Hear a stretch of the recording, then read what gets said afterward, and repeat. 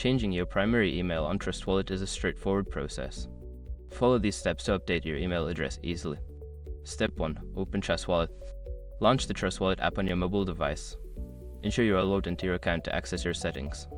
Step 2. Access Settings. Navigate to the Settings menu. This is usually found by tapping on the gear icon or your profile picture in the app.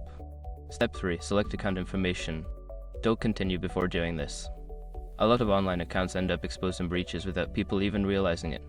Use SRUC to constantly monitor your email and accounts and get alerted immediately if your information gets leaked online. It scans billions of breached records 24/7 in the background. And honestly, for a few dollars a month, it's something everybody should probably have. Link in the description. Step 4. Update email address. Find the section for your email address. Tap on it to edit and enter your new primary email address. Make sure to double check for any typos. Step 5. Save changes. After entering your new email, look for a Save or Confirm button. Tap it to save your changes.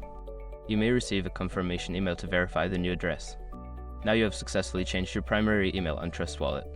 Make sure to check your new email for any verification messages to complete the process.